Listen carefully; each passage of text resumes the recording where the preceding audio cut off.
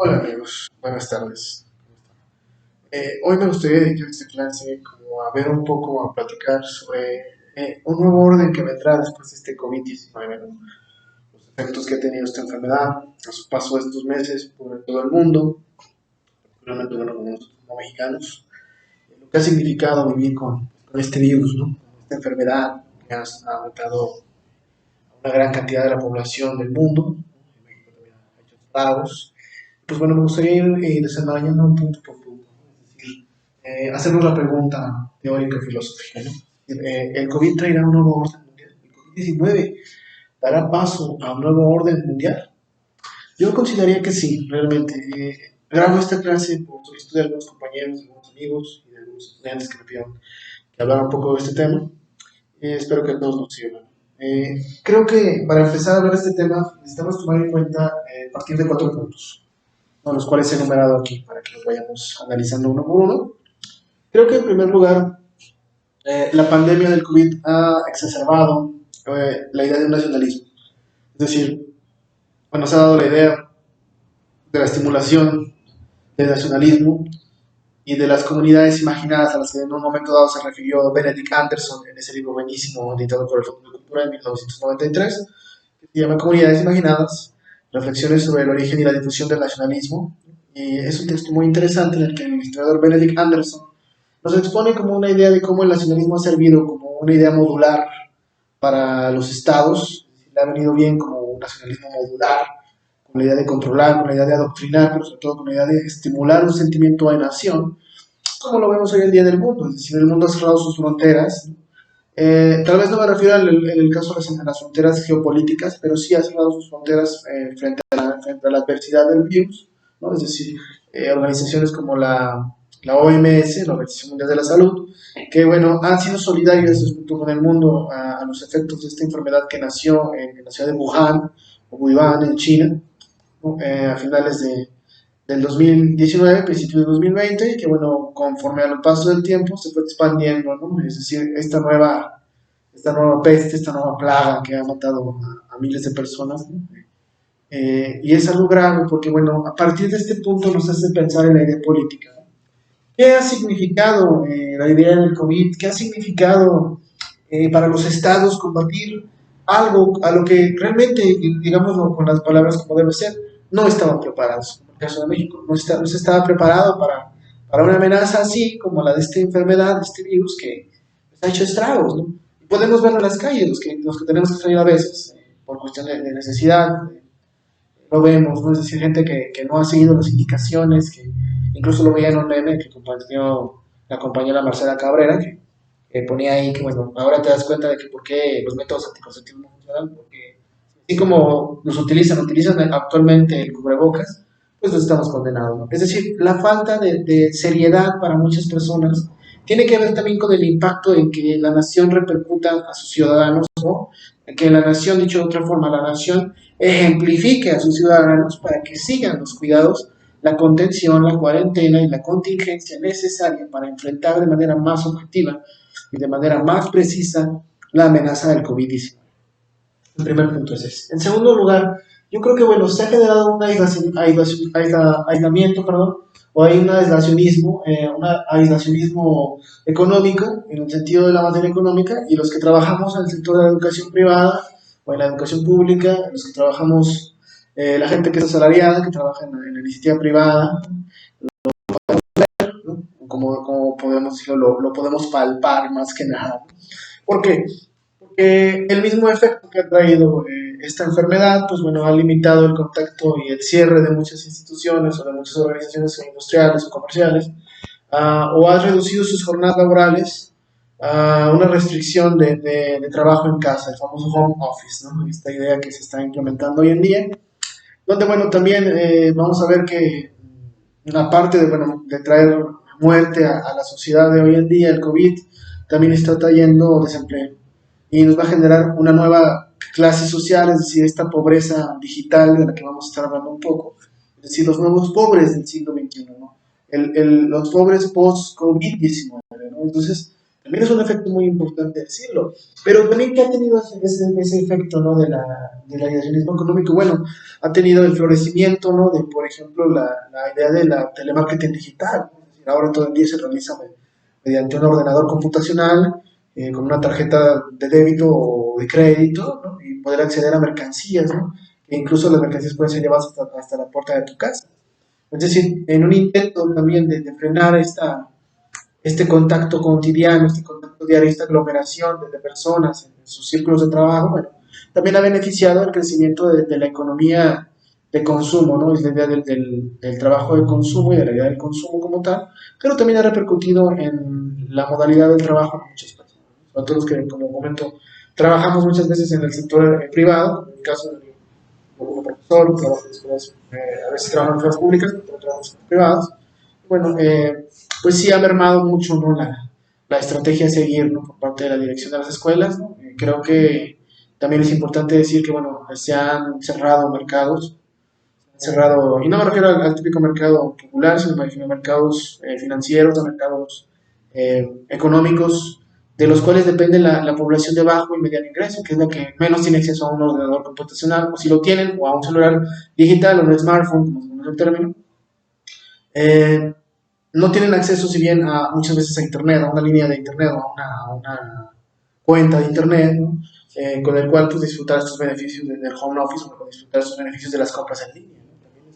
Es importante ver que aún ahí todavía existe una lucha de clases presente dentro de esta modernidad, ¿no? Lo que en su momento también nos habló Sigmund Bauman, polaco, este filósofo polaco, de esta modernidad líquida, ¿no? De esta idea de que viene una modernidad que se nos escurre entre los dedos, ¿no? No la podemos palpar, no todo el mundo la puede tocar, no todo el mundo la puede sentir. Lo vemos con los más desprotegidos, como siempre, ¿no? Los grupos desprotegidos, ¿no? Que digamos son la exclusión de miles de personas a las que se les niega la identidad. Entonces, esta es una parte también muy importante a considerar en este tercer punto. Perdón, este segundo punto. El tercer punto, bueno, se ha decretado también un cierre de fronteras, por lo menos las fronteras geopolíticas en algunos estados, por ejemplo, el Estados Unidos de Norteamérica ha sido uno de los países que bueno, ha optado por el cierre parcial, ¿no? O el control del flujo migratorio, es decir, ha reducido la entrada de extranjeros a su nación, como otras naciones como Italia, por ejemplo, como Grecia, China, entre otros países que bueno, han puesto políticas muy duras respecto a la inmigración o respecto al traslado de personas extranjeras. Y también eso tiene que ver bueno, con las amenazas que vemos hoy en día ¿no? Por el virus. Bueno, tenemos idea de que nació en China, de que se expandió de ahí a todo el mundo, pero también lo más importante bueno, es cómo el efecto que tuvo esta migración constante de personas de un extremo del mundo al otro, desde el extremo occidente al extremo oriente, bueno, también aumentó el riesgo de contagio de esta enfermedad, que dicho sea de paso, bueno, también hay que considerar que es una enfermedad que, bueno, se transmite mediante algunos fluidos, ¿no? Es decir, mediante, también podemos decirlo, el aire, ¿no? Las toxinas que circulan en el aire, todo esto que nosotros esputamos o expectamos, ¿no? Muchas veces tiene que ver con eso, por eso la idea de usar cubrebocas, de usar una mascarilla como protección para las vías respiratorias, pero también la idea es como esto ha llegado a pasar de un estado a otro, o de un continente a otro, y como también ha tenido una mutación y ha tenido un nuevo cambio en sus síntomas. O sea, la sintomatología del COVID también presenta características muy ejemplares, pero que se van manifestando cada vez más dependiendo con la región en la que se esté expandiendo la enfermedad. Eso es algo también muy importante considerar. Recordemos el origen de este virus, ¿no? Bueno, supuestamente tiene que ver con una especie de murciélago que se daba en el distrito de Wuhan, que se consumía dentro de la dieta o de la gastronomía de esa región, y que bueno, así se inició el contagio. ¿No? Y bueno, aquí hay un pequeño paralelismo histórico cuando hablamos de animales, o de roedores, o de este tipo de limañas que bueno, también contagian enfermedades. ¿No? La peste negra fue propagada justamente por las ratas que portaban en su cuerpo un parásito, un agente parasitario llamado Yersinia pestis, el cual saltaba desde chinches que las ratas tenían, o las ratas más bien fueron las propagadoras de la enfermedad, pero bueno, de este virus, este patógeno que existía en una chinche, en una pulga, que saltaba de ellas a los seres humanos y los mordía y los infectaba con el virus. En el COVID, bueno, también la idea es que estos murciélagos fueron los receptores o incubadores del virus y que igual pasó al ser humano y mutó y bueno, evolucionó y generando una nueva pandemia como también es importante decirlo. Creo que también en este punto vamos a ver también si puede haber un cambio en el tablero de ajedrez. Consideremos esto. El COVID lo que está haciendo es manifestarnos un nuevo cambio en el juego de ajedrez. Y bueno, como siempre, tiene que haber alguien que se sacrifique. Los peones, por lo tanto, tienden a ser los estados, ¿no?, donde concentran la mayor población que tienen más desigualdad, es decir, los grupos, siempre los grupos vulnerables, van a ser aquellos los peones, ¿no?, los que se tuvieron que sacrificar para morir, lamentablemente, y aunque se escuche feo de mi parte, un poco profesional, pero es que realmente creo que los estados están realizando eso. Realmente. Creo que una buena parte de lo que están haciendo es sacrificar a ciertos grupos de la población, como esta idea de un poco la justificación del bien justifica los medios, ¿no? Aunque realmente creo que eh, es importante decirlo, ¿no?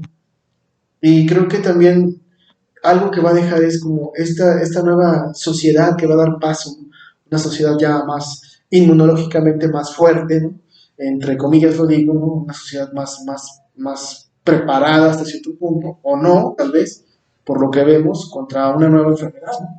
Esto es una, ¿no? No quiere decir que ya se haya terminado, ¿no? Pero lo que va a hacer es que también nos va a preparar para una nueva amenaza, contingencia ya sea de una enfermedad respiratoria, de una nueva enfermedad, tomando en cuenta que, bueno, habíamos experimentado a lo largo de estos últimos 10 o 15 años los mismos con, por ejemplo, la influenza en N1H1, H1N1 durante el año 2009-2010, la influenza, esta enfermedad que también, bueno, es el origen de la gripe española, nosotros llamamos gripe española, que empezó a finales del siglo XIX, principios del siglo XX, que bueno, vino también de Europa, justamente, y bueno, mató también a una buena cantidad de personas en América y en el mundo. Entonces, bueno, esa es otra característica, ¿no? Además de que, bueno, creo que en términos del juego del ajedrez, las jugadas que están realizando los estados nacionales no son las más adecuadas. Si bien se puede perder una nave, lo importante no es perder la flota. Creo que aquí los gobiernos han extrapolado ese pensamiento, ¿no? Creo que tratan de perder las flotas para que solo una nave pueda ganar. Y el caso más emblemático es China. China que posiblemente después de esta nueva amenaza viral surja o resurja más fortalecida tal vez que antes, ¿no? Eso también es muy importante decirlo. Puede que incluso sea más dominante que antes, o incluso que el mercado occidental gire en torno al mercado oriental. Eso podría ser también uno de los escenarios que podría venir en este nuevo escenario de post-COVID-19. Y bueno, el cuarto punto, la aceleración hacia la digitalización y la hiperconectividad. Hoy lo podemos ver, nosotros que estamos dando clases, ¿no?, en línea, bueno, de hecho yo tuve algunas sesiones hace ratito, eh, estamos obligando, ¿no?, a que el mundo se acelere en esta transformación, ¿no?, hacia el mundo virtual tal cual, ¿no?, y que ha llegado para quedarse, es decir, la educación en línea y el trabajo en línea o el home office o el telemarketing digital son fenómenos que han venido para quedarse y tenemos que decirlo como es. La educación en línea es un fenómeno que ya se aplicaba hace unos años, pero bueno, hoy en día ha venido para quedarse. Ha venido para quedarse y eso también modificará el entorno social y la estructura social que teníamos de la educación clásica, ¿no?, como lo veníamos viendo nosotros, que hemos ejercido la docencia varios años, en mi caso, perdón, a mí he ejercido varios años ya como profesor investigador, y bueno, es algo importante también decir esto, es decir, el nuevo orden que traerá también en la educación. Lo podemos ver hoy en día, ¿no? Gente que no estaba acostumbrada a manejar un ordenador, a manejar, por ejemplo, aplicaciones para conferencias, para dar clases, como bueno, puedo citar algunos ejemplos de los que yo uso.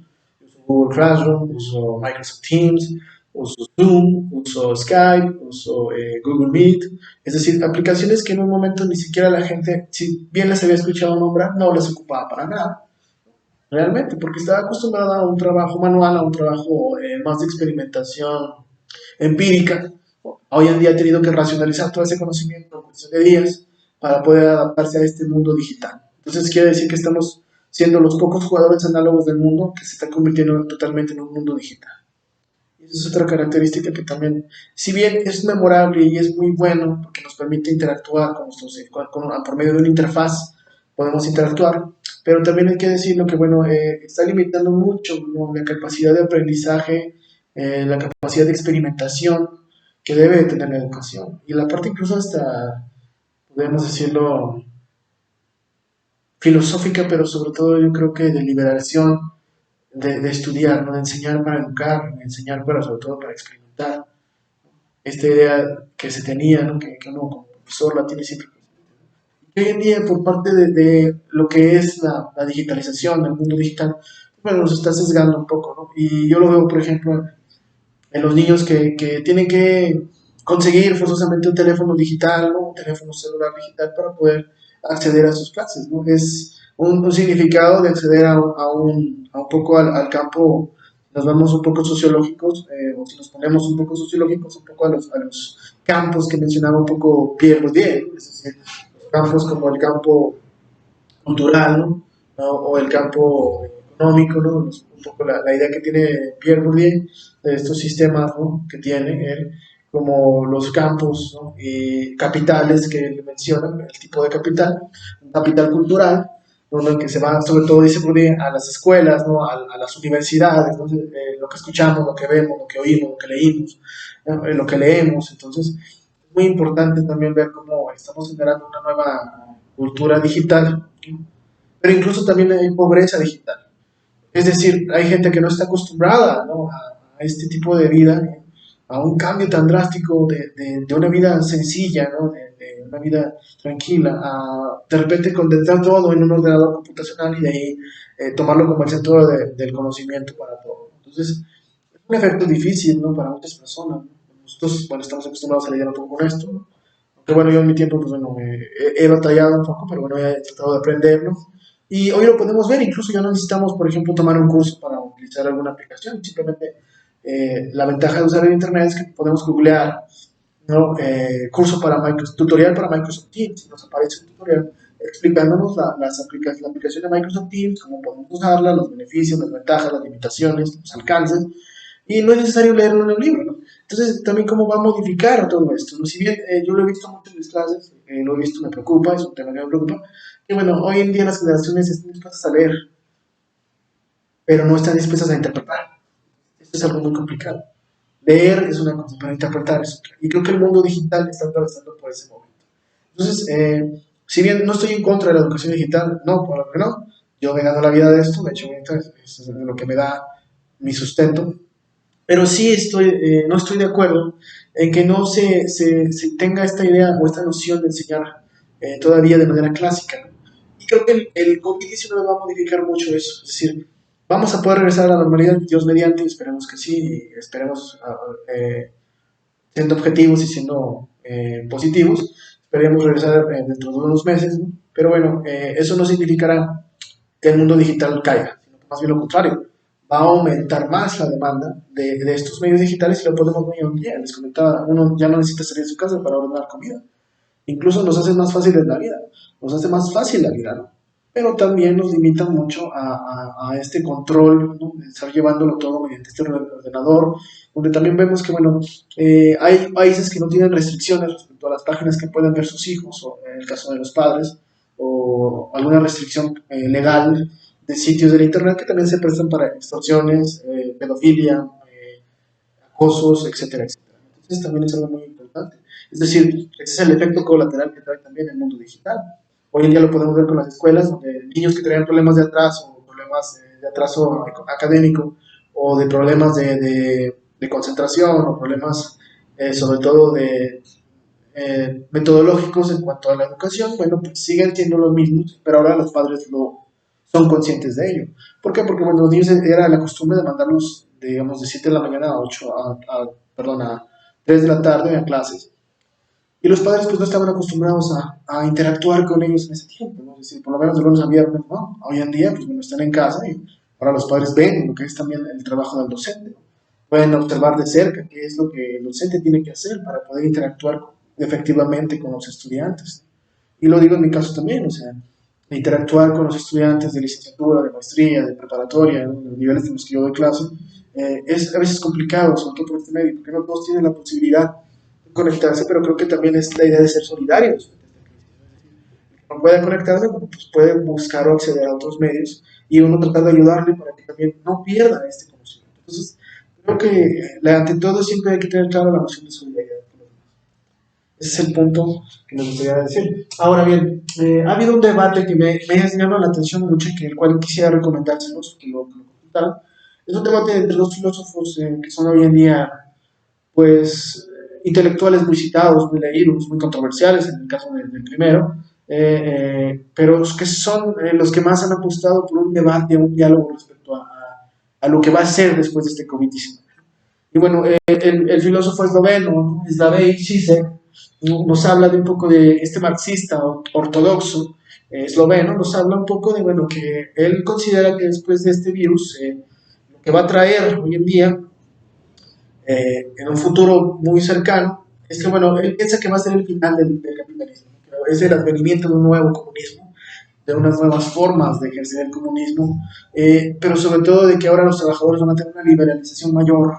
Entonces es un dato muy importante a mencionar, como por ejemplo, bueno, nos va a hablar de esta cuestión, nos va a hablar de cómo el mundo va a tratar de cambiar, porque ahora la fuerza va a ser el marxismo, es decir, el regreso inminente de una sociedad marxista, de una sociedad donde no exista una lucha de clases, sino que más bien exista una dictadura de los proletariados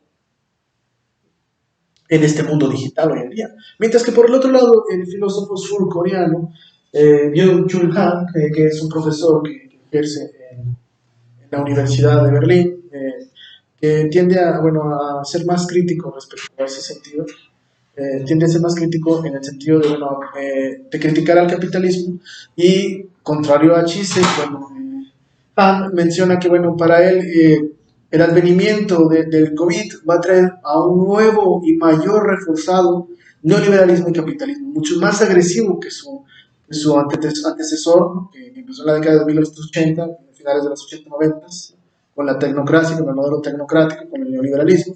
Al contrario, Han piensa que, bueno, este cambio que va a tener COVID va a hacerlo más radical, de hecho, y vamos a verlo en su más cruda expresión. Entonces, un debate muy recomendable, ¿no? Incluso, bueno, yo podría ver que el punto que los dos comparten en común, a pesar de las diferencias ideológicas, es que, bueno, podemos ver que incluso hoy en día, con los cambios que va a traer atmosféricos y los cambios respecto a los climas, respecto al ambiente, al medio ambiente, vamos a ver que también hay que prepararnos, porque justamente una buena parte de este virus se ha beneficiado por los aspectos de contaminación, ¿no? Y la falta de sanidad en muchas ciudades muy grandes, los cuales, bueno, hacen evidente que el aire, ¿no? Sobre todo el aire que respiramos, pues, esté lleno más de toxinas, ¿no? Que sea un aire contaminado, y esto ha beneficiado. Entonces, la crítica que hacen ellos es esa, ¿no? Es decir, vamos a ver que esto no termina en 2020, sino que apenas es el antesala de un COVID todavía más agresivo, que posiblemente más adelante mute, vuelva a regresar, o posiblemente otra enfermedad. Entonces, hay que estar muy bien preparados. Es el punto que coinciden los dos y yo creo que es correcto. De hecho, creo que lo mencionan de una manera muy efectiva. Pero bueno, yo creo que me identifico más con los postulados de Byung-Chul Han, pero nos dice esta parte donde él menciona que aparte de ese cambio, la gente, bueno, hoy en día está entendiendo los efectos del capitalismo en su mayor expresión y que por tanto van a ser reforzados, ¿no? En una vida cotidiana. Entonces creo que el advenimiento del COVID va a traer ese resultado. Pero bueno, lo dejo a su decisión. Aquí en la descripción del video les dejaré el enlace para que puedan entrar al texto y puedan consultarlo de manera más tranquila. Pero creo que en grandes rasgos estos son los efectos que va a tener un nuevo orden mundial, ¿no? Y no me refiero solo a México, sino que me estoy refiriendo a todo el mundo. Es decir, este nuevo orden mundial que va a cambiar. Obviamente hablamos de México por ser el país en el que vivimos, pero creo que a partir de estos 4 puntos vamos a ver un nuevo orden mundial. ¿Cómo va a afectarnos a nosotros? Espero les haya gustado este video y bueno, me despido de ustedes, como siempre, deseándoles lo mejor y recordándoles siempre su concentración, determinación. Abrazos.